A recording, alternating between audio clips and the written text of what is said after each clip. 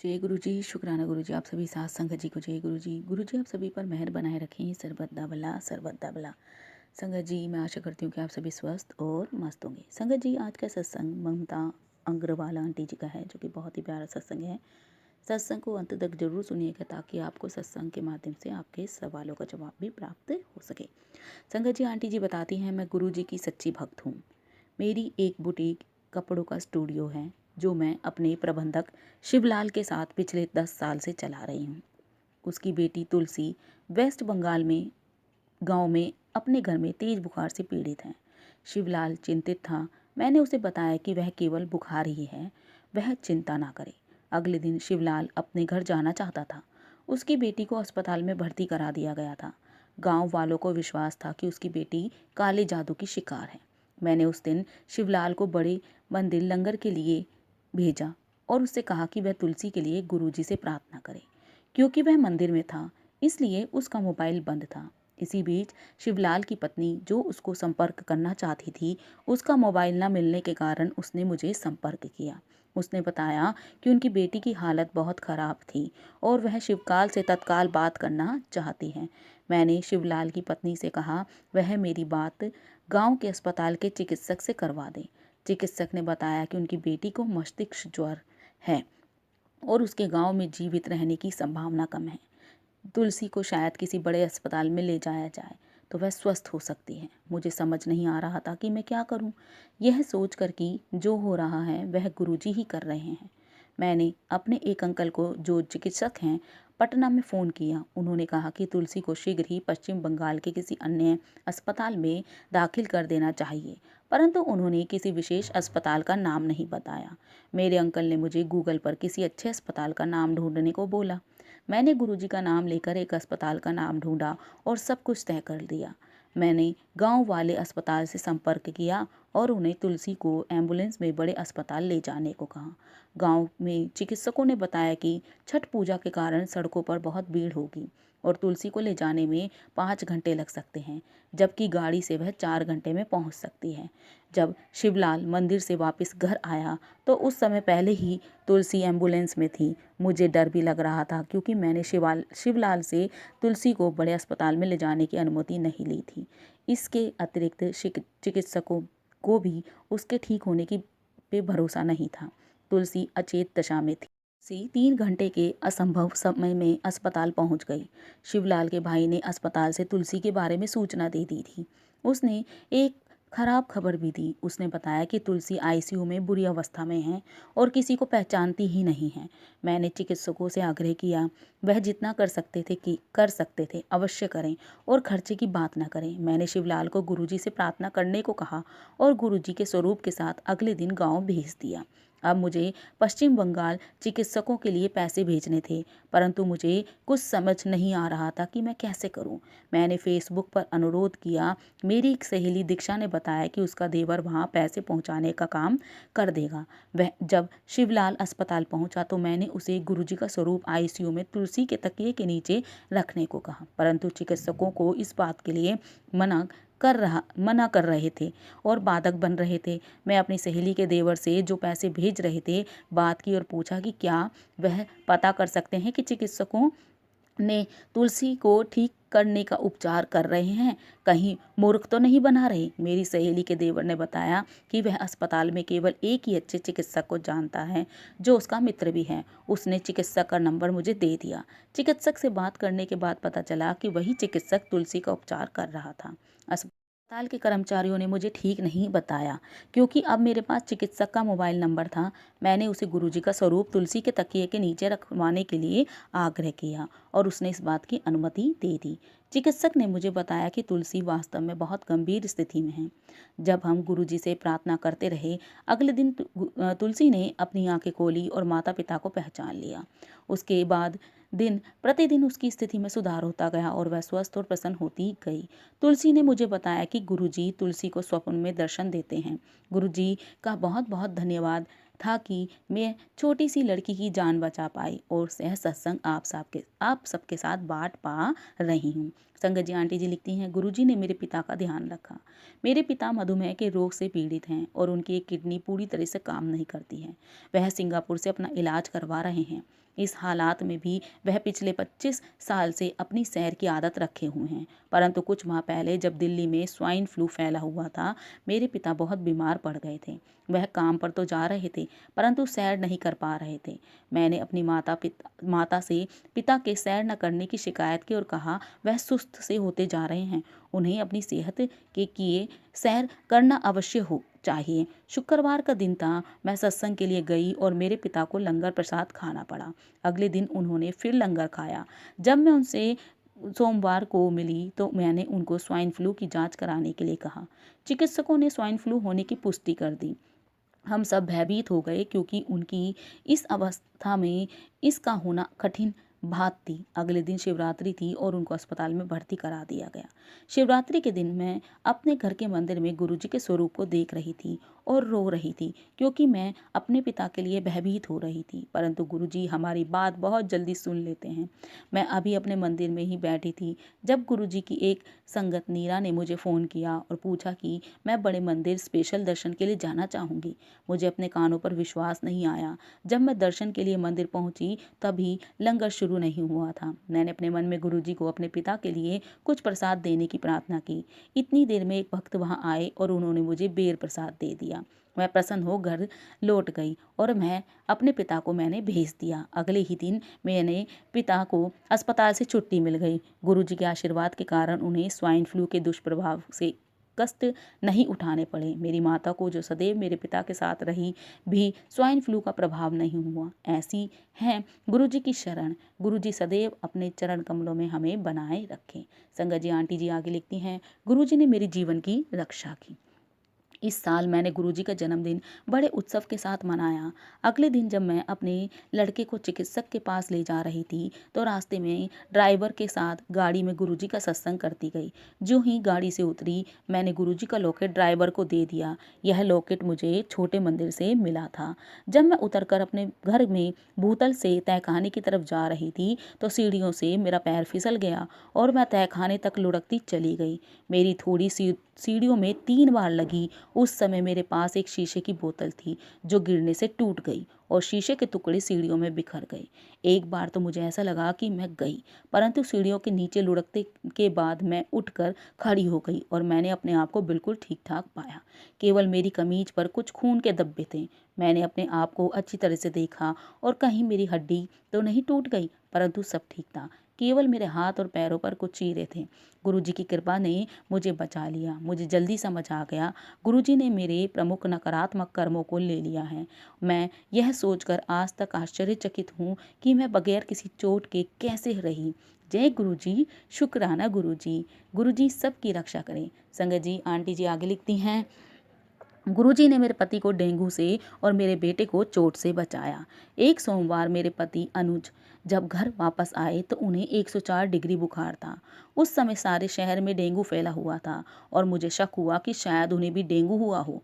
जांच की रिपोर्ट आने में 4 दिन लगते, परंतु मेरा इंतजार नहीं किया। अगली सुबह मैंने अनुज को जल प्रसाद देना शुरू कर दिया और साथ ही आयुर्वेदिक व होम्योपैथी दवाइयाँ भी देनी शुरू कर दी। रिपोर्ट में डेंगू की पुष्टि हुई, परंतु मुझे एहसास हुआ कि गुरुजी हर कदम पर हमारा मार्गदर्शन कर रहे थे। नेहा तो मुझे कैसे यकीन हुआ अनुज को डेंगू था। मैंने उनका इलाज शुरू कर दिया जैसा कि इस बीमारी में होता है। बुखार उतर गया और फिर भी उनकी प्लेटलेट ही गिरती कम हो गई और जो ज़्यादा बीमार महसूस करने लगे। मैं बड़े मंदिर गई और अनुज के लिए रोटी और हलवा प्रसाद लेकर आई, परंतु उन्होंने वो नहीं खाया। अगले दिन उनके प्लेटलेट बहुत ज़्यादा गिर गए और चिकित्सकों ने उनको अस्पताल में भर्ती कराने के लिए कहा। मेरे पति इसके लिए मान ही नहीं रहे थे और मुझे समझ नहीं आ रहा था कि मैं क्या करूं। मैं बहुत डरी हुई थी और तभी एक मित्र जो गुरुजी की संगत भी हैं आए और उन्होंने हमें आश्वासन दिया गुरुजी हमारे साथ थे और चिंता करने की कोई ज़रूरत नहीं थी। हमने मेरे पिता का अस्पताल में भर्ती होना टाल दिया और चिकित्सक अनुज को अगली सुबह भर्ती करने के लिए मान गए। मैं सारी रात अनुज को जल प्रसाद और होम्योपैथी की दवाई देती रही। हालांकि वो करीब करीब बेसुध थे, मैं उन्हें सत्संग पढ़कर सुनाती रही। अगली सुबह जब प्लेटलेट की जांच हुई तो उनकी गिनती दुगनी हो गई थी। गुरुजी की कृपा से उनकी तबीयत बेहतर होने लगी थी, परंतु डेंगू के कारण वह बहुत कमजोर हो गए थे। अगर हम 15 दिन बाद आश्रम गए और अनुज को अभी भी इतनी कमजोरी हो रही थी कि वह चल भी मुश्किल से पा रहे थे। मंदिर में लंगर करने के बाद वापस जाते समय वह बोले अब वह इतना अच्छा महसूस कर रहे थे कि लंबी दौड़ भी लगा सकते थे। जी आगे लिखती हैं, मेरा बेटा गर्म चाय से भी नहीं जला। घर में हम रोज गुरुजी की पूजा करते हैं। मेरे बच्चे गुरुजी का ग्रंथ लाइट ऑफ डिविनिटी पढ़ते हैं और मेरा बेटा कृष्णा गुरुजी के स्वरूप के आगे दिया जलाता है। एक दिन कृष्णा का गला खराब था और उसे बुखार भी था। मैंने हम दोनों के लिए चाय बनाई और गुरुजी के ग्रंथ के सत्संग पढ़ने के लिए बैठ गए। कृष्णा ने जब दिया जलाया तो उससे गलती से चाय को धक्का लग गया और उसकी बाह पर गर्म चाय गिर गई। मैं चीख पड़ी और फौरन उसे स्नानघर में ले गई और उसकी बाह पर ठंडा पानी डाला। उसकी पूरी बाह लाल हो गई थी। मैं बहुत घबराई हुई थी। बचपन में जब मैं एक बार जल गई थी तो मुझे 1 महीना बिस्तर में रहना पड़ा था, परंतु मैं यह देखकर हैरान थी कृष्णा ठीक था और अपने आप को आईने में निहार रहा था। जब मैंने उससे पूछा क्या उसकी बाह जल रही है तो वह बोला कि उसने बिल्कुल पीड़ा नहीं हो रही थी। मुझे उसकी बात पर विश्वास नहीं हो रहा था। यहाँ तक कि मेरी बेटी एकदम बोल पड़ी कि शुक्र है कि चाय ठंडी थी, परंतु मैं जानती थी कि चाय बहुत गर्म थी। यह गुरुजी का एक बहुत बड़ा चमत्कार था। गुरुजी हर छोटी और बड़ी दुर्घटना से हमारी रक्षा करते आए हैं। गुरुजी महान हैं और हमें कुछ भी कर सकते हैं। मैं आपसे बहुत प्रेम करती हूँ। जी आंटी जी आगे लिखती हैं, गुरुजी ने यात्रा पर हमारी खुशियाँ और सामान लौटाया। गुरुजी हर जगह हैं। हाल ही में एक बार फिर हमें उनके सर्वव्यापी आशीर्वाद का एहसास हुआ। हम लंबे समय से स्पेन की यात्रा की योजना बना रहे थे और 28 मई को हमें निकलना था, परंतु 18 मई को मेरे बेटे कृष्णा को चेचक हो गई। शुक्र है कि हमने अपनी यात्रा पहले ही 2 हफ्तों के लिए विलंबित कर दी थी और अब हम 5 जून को जाने वाले थे। 2 हफ्तों बाद कृष्णा ठीक हो गया, परंतु अब मेरी बेटी को चेचक होने की संभावना थी, क्योंकि चेचक की एक्यूबेशन की अवधि 15 दिनों की होती है। चिकित्सकों का कहना था कि मेरी बेटी को चेचक होने की 90% संभावना थी और मैं हमारी यात्रा रद्द करने के बारे में सोचने लगी। गुरुजी की एक संगत और मेरी सहेली शिवानी ने मुझे मेरी बेटी को बड़े मंदिर ले जाने का सुझाव दिया ताकि उसे शबद, लंगर और चाय लंगर, जल और चाय प्रसाद के माध्यम से गुरुजी का आशीर्वाद प्राप्त हो। मैंने उसकी सलाह मानी। जिस दिन हमें स्पेन के लिए निकलना था, हम हैरान हुए यह जानकर कि हमारे यहाँ काम करने वाली गीता को चेचक हो गई थी। उसे ठीक होने में 3 हफ्ते लग गए। हम अपनी यात्रा के लिए निकले और कैम्फ्रट से होते हुए स्पेन पहुँचे। स्पेन पहुँचने में हमें 15 घंटे लग गए और फिर हमें अपने सामान के लिए इंतजार भी करना पड़ा। अपने सामान के लिए हमने कन्वेयर बेल्ट पर 2 घंटे इंतजार किया, परंतु हमारा सामान नहीं आया। या तो हमारा सामान गुम हो गया था या फिर कंफर्ट एयरपोर्ट पर छूट गया था। बच्चे बहुत निराश हो गए। मेरे पति अनुज शिकायत काउंटर पर पूछताछ करने के लिए गए और हम पूरी श्रद्धा के साथ गुरुजी का मंत्र जाप कर रहे थे। हम आधे घंटे तक मंत्र जाप करते रहे। तब अनुज आए और बोले कि हमें एक और कन्वेयर बेल्ट पर जाकर अपना सामान ढूंढना चाहिए, जहां तुर्की के एक विमान का सामान आ रहा था। वहां मेरी बेटी नंदनी की नज़र हमारे सामान पर पड़ी। हम जानते थे कि ऐसा सिर्फ गुरुजी कर सकते थे और हमें यह जानकर आश्वासन मिला कि गुरुजी चाहते थे कि हम खुश हों। हवाई यात्रा और सामान के इंतजार से हम बहुत थक गए थे, परंतु अब हमारी सारी थकान गायब हो गई और हम बहुत खुश थे। ऐसी होती है गुरुजी की लीला। वह हर जगह अपना ख्याल रखते हैं, हमारा ख्याल रखते हैं और पूरी तरह से ऐश भी कराते हैं। बार्सिलोना में एक गिरजाघर में हमें गुरुजी की उपस्थिति का एहसास हुआ। हमने वहां मोमबत्ती जलाई, परंतु हमें यह नहीं पता था कि कैसे प्रार्थना करें। हमने बस यही कहा, जय गुरुजी, शुक्राना गुरुजी। आंटी जी लिखती हैं, गुरुजी ने मेरे द्वारा मेरे पिता को नया जीवन दान दिया। 3 साल पहले मेरे पिता को गुर्दे की गंभीर परेशानी हुई और मेरे भाई ने उसकी रिपोर्ट सिंगापुर में चिकित्सकों को दिखाई। चिकित्सकों ने कहा कि ट्रांसप्लांट के लिए हम 2 साल तक रुक सकते थे, परंतु हमें दाता यानी कि डोनर ढूंढना शुरू कर देना चाहिए। मेरी बुआ ने अपना गुर्दा देने का निश्चय किया और हमने उनकी जांच कराई। इलाज के लिए मेरे पिता 4 महीने के अंतर पर सिंगापुर जाते रहे। साल 2016 में उन्हें ट्रांसप्लांट का समय नज़दीक आ गया। उस जून के महीने में मैं अपने माता पिता के घर रहने गई। एक शाम मैं बड़े मंदिर सेवा करने के लिए गई, परंतु मुझे कहा गया कि सेवा नहीं थी। मैं निराश हो गई और एक कोने में बैठी हुई जब एक संगत ने आकर मुझे चाय प्रसाद दिया। उन्होंने मेरे पिता के बारे में पूछा और मुझे सलाह दी कि अभी मैं सेवा के लिए बारे में नहीं सोचूं और अपने परिवार और बच्चों का ख्याल रखूं। परंतु मैंने इस बात की जिद की कि कम से कम उस दिन तो सेवा कर सकूं। वह अंकल मुझे रसोई घर में ले गए और उन्होंने मुझे रोटी प्रसाद सेवा दी, जो मैंने पूरी निष्ठा के साथ की। उसके बाद मैंने रसोई भंडार में भी सेवा की, परंतु मुझे उसमें मजा नहीं आया। मंदिर से बाहर निकलकर मैंने अपने पति को कहा कि मंदिर में सेवा करने की मेरी इच्छा अब खत्म हो गई थी। मैं बहुत रोई और साथ ही मुझे एहसास हुआ कि उन संगत ने ठीक ही कहा था। अगली सुबह गुरुजी के संकेत देने पर मैंने अपनी डोनर जांच कराई। मेरे पिता ने मुझसे कोई सवाल नहीं किए। मेरी सारी रिपोर्ट ठीक आई और मैंने अपनी माँ को वो सब दे दी, ताकि अगली बार जब वे जांच पड़ताल करवाने के लिए जाएं तो उन्हें अपने साथ लेकर जाएं। 12 अगस्त 2016 को सिंगापुर में चिकित्सकों ने कहा कि अब ट्रांसप्लांट करने की ज़रूरत थी। गुरुजी की कृपा से मेरी रिपोर्ट बिल्कुल ठीक थी और चिकित्सकों ने मेरी माँ को मुझे सिंगापुर बुला लेने के लिए कहा। मुझे एक दिन में वीज़ा मिल गया और मैं सिंगापुर चली गई। मेरे भाई और अन्य रिश्तेदारों ने भी गुर्दा दान करने के लिए कोशिश की, परंतु मैं जानती थी कि मेरे पिताजी के लिए मेरी सेवा थी। मैं गुरुजी से सेवा मांगा करती थी और गुरुजी ने आखिरकार मुझे इतनी निस्वार्थ सेवा प्रदान की। मेरी डॉक्टरी, शारीरिक और मनोवैज्ञानिक जांच हुई, परंतु मैं जानती थी वो सब ठीक निकलेगी, क्योंकि मेरा गुर्दा दान करना गुरुजी का हुक्म था।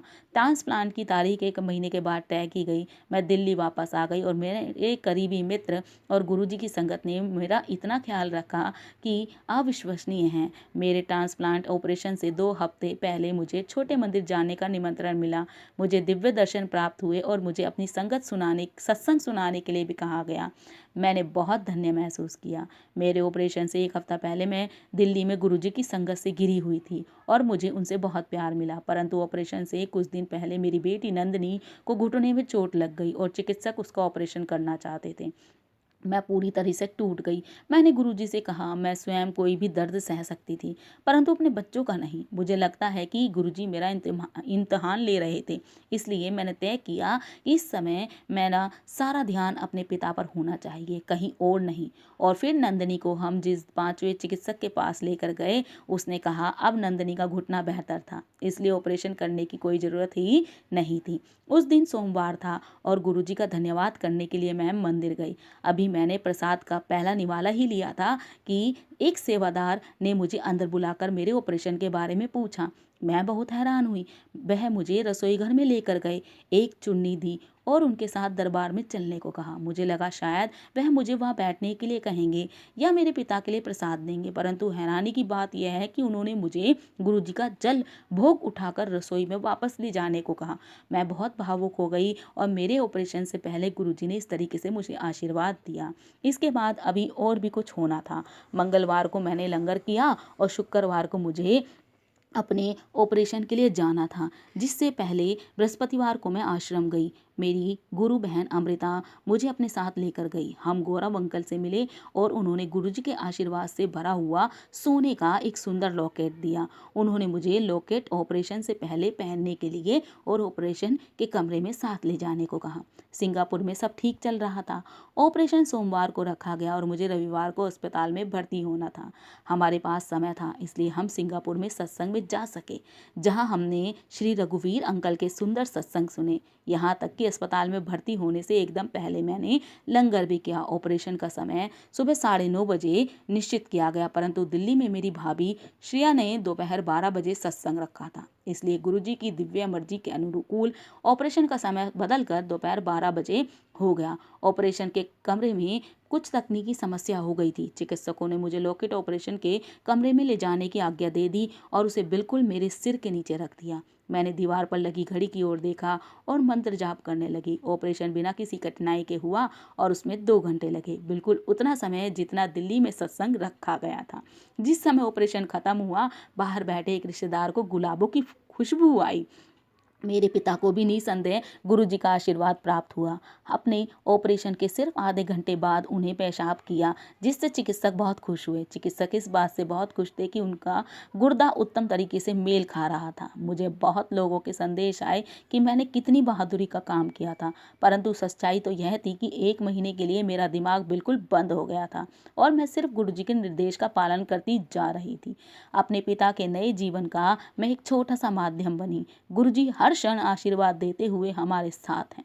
मैं गुरुजी और उनकी प्यारी संगत का जितना धन्यवाद करूं वो कम होगा। गुरुजी के आशीर्वाद और उनकी संगत का प्यार, जो गुरुजी का ही प्रेम है, के वजह से ही हम जिंदगी की इतनी मुश्किल घड़ी इतनी आसानी से पार कर सके। गुरुजी हमसे जो भी कराते हैं बहुत आराम से और अनोखे ढंग से कराते हैं। हम सब आपसे प्रेम करते हैं गुरुजी। जय गुरुजी, शुक्राना गुरुजी। जय गुरुजी, शुक्राना गुरुजी। संगत जी मैं आज अपनी वाणी को यहीं विराम दूंगी। जय गुरु जी, शुक्राना गुरु जी। ओम नमः शिवाय। शिव जी सदा सहाय। ओम नमः शिवाय। गुरु जी सदा सहाय। जय जय गुरु जी।